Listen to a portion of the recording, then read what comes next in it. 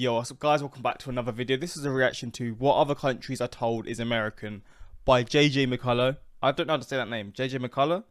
I think that's how you say it. And yeah, I do these. I've done these reactions like before. It's been quite a long time since I've done one of these types of reactions, but we're just going to jump into this. I don't really know what to expect because I've never watched this guy's channel before, but it should be fun. And before we get into it, links are in the description to my Patreon if you want to see some of my reactions, whether it's movies, music reactions, YouTube videos that get copyright striked or demonetized or like age restricted, all that stuff, because YouTube's moving crazy right now, so they're not really allowing the type of content I used to like posting, like sort of darker sort of reactions pretty much. I can't post them anymore because they just don't allow it, but yeah, all that stuff, links are in the description if you want to watch some of those. And yeah, let's just jump into this and see this video. Hello friends, my name is JJ. So let me show you a photo that one of my European friends sent me the other day. It's of the American food section. Oh yeah, this is definitely a thing in pretty much all big supermarkets. And like even smaller shops as well, to be fair. There's always a little section where you can get a lot of American stuff and also other European stuff now as well. But I've actually noticed Old Bay, this one here, I got sent it to me about a year ago when I had my PO box open. I've in my shop, like the shop near me doesn't have an American or like a section for foods from other countries. They just sell Old Bay just as like they would sell it in any other shop. When I saw it there, it was a small pot, but I was so confused. I was like, I've never seen this before. And yeah, they sell it here apparently. Not even in these sections, they just sell it in general, which no one probably cares about, but it was quite interesting to me. Of his local supermarket. I forget what country, but I've been to Europe enough times to know that sections like this are common all over the continent. Even though the resolution isn't that great, if you're from America, I'm sure you can make out a few products. We got Goldfish, Airheads, Pop-Tarts, A1 sauce, gluten-free hazelnut coffee mate. Now the question would be whether this is actually an accurate portrayal of American food or simply a exoticized. But also, a question, do you have these sort of sections for British foods in the US? Like you have like the favourite, say like you got dairy milk chocolate, you got cereals that we have over here. I don't know, do you have things like Cocoa Pops in the US? Or do you have like Pepperami in the US? I don't know, like things like that. Is Pepperami a US brand? Because I love it. It's my favourite, but I don't know if it's just a British brand or if it came from the US or if it's a US brand. But yeah, stuff like that. Do you get like sections where you can get these foods in like small sections in like the big supermarkets and stuff? One. Exoticism is a term used to describe the tendency of thinking of foreign cultures only in terms of how they differ from your own. This then leads to the habit of wrongly assuming that the weirder some foreign thing is, the more culturally traditional it must surely be. So in this case, obviously Americans don't actually eat things like Oreo cereal or spreadable marshmallow fluff that's a very good point. much, but they're nevertheless marketed as being super American because such products fit a certain European stereotype of American. That's a good point, but also I think it's because it's like it's just foods you don't get in Europe. You don't get Oreo cereal here, and you probably don't get it everywhere in the US. But it's like a thing that you can get there. It's like wildly different. But he's got a good point. It is very like stereotypical sort of foods. It's always a lot of sweet things that you would be like, what the hell? You would not eat this here, or you wouldn't have this often here. And you see it there, and you're like, is this what people eat every morning? But yeah, it's definitely very stereotypical. As a people who eat all of this decadent, high sugar nonsense. That said, Americans are of course just as guilty of doing this as anyone. Many supermarkets over here have the so-called world food section, featuring imported products from other countries, often presented in some equal... Bro, this is a much bigger section.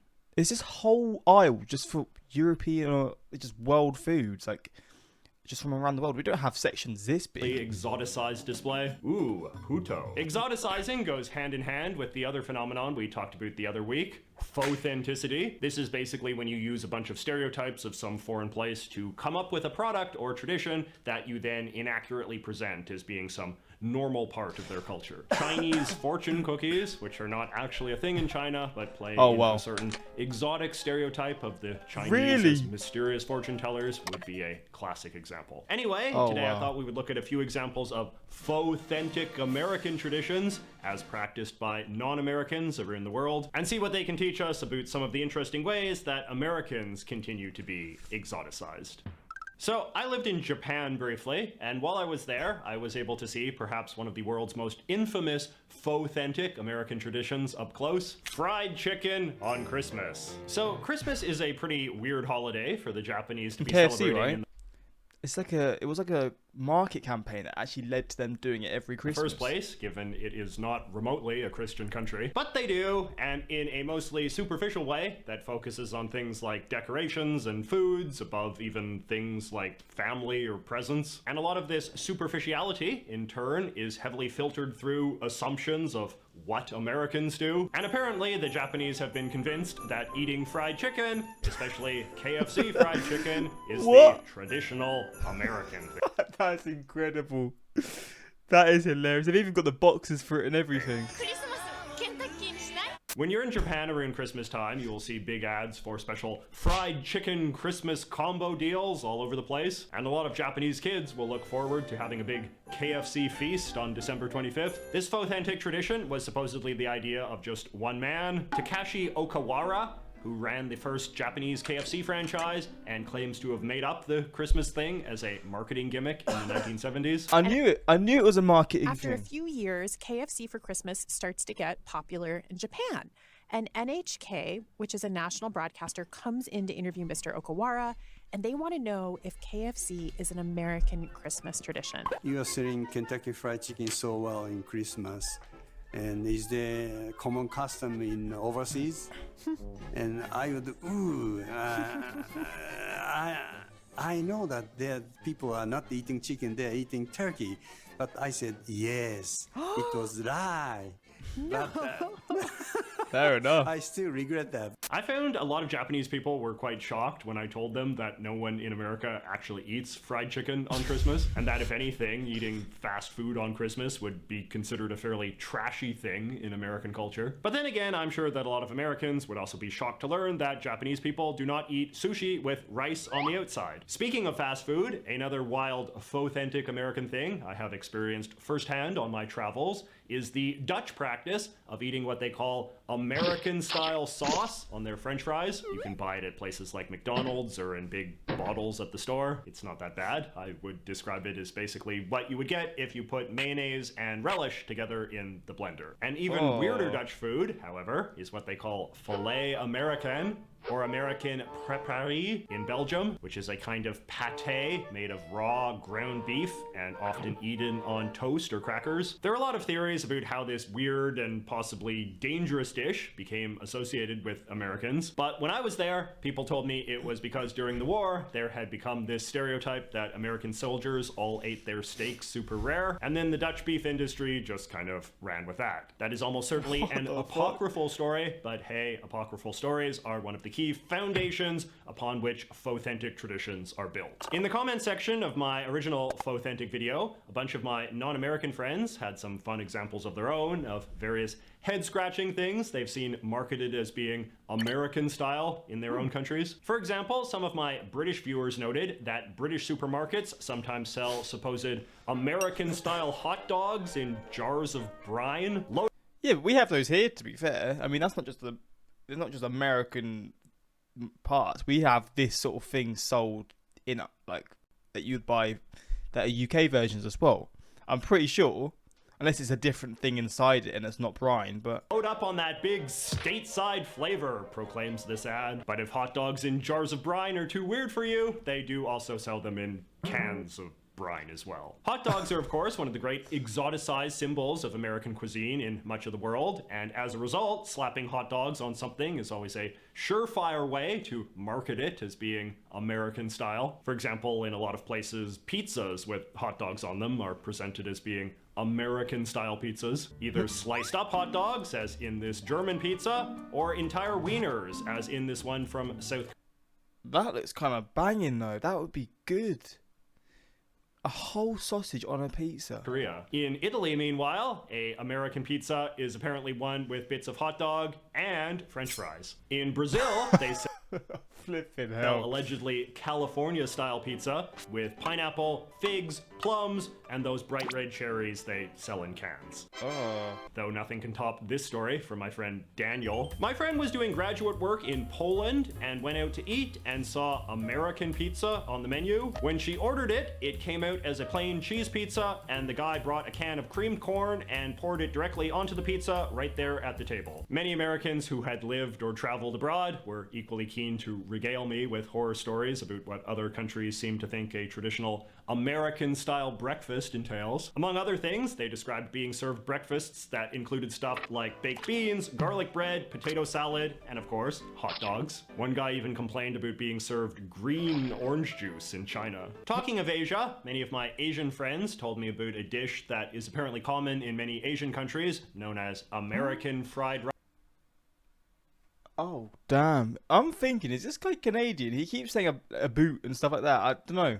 I'm not like I care, but I just keep hearing it. I thought he would be American, but I guess he just does this sort of content on every sort of country. But I'm really confused, unless some Americans do sort of pronounce it like that as well. Rice. This evidently consists of rice cooked with ketchup, corn, and raisins, accompanied by a side of various stereotypical American delicacies like hot dogs, slices of bologna, fried eggs, and chicken nuggets. Plus more Chicken ketchup. nuggets? But my favorite story of a authentic American dish comes from my friend Camilo in Colombia. In Colombia, we have American-style hot dogs, which are enormous hot dogs with a chorizo wiener topped with melted cheese, crumbled potato chips, various sauces, and quail eggs. I was able to verify this with a photo. Camilo continues, "We named it that because of a common belief in Latin America that people in the USA eat big size foods with a lot of toppings and all of that. You can't believe how disappointed I was when I tried an actual hot dog in the USA. All right, now let us do a lightning round of a few other much beloved, allegedly American foods from around the world. Amerikaners, which are German cookies with black and white icing. The similar but distinct American cakes that the Poles make, which are these little doughy lumps with frosted undersides. An American sandwich, or a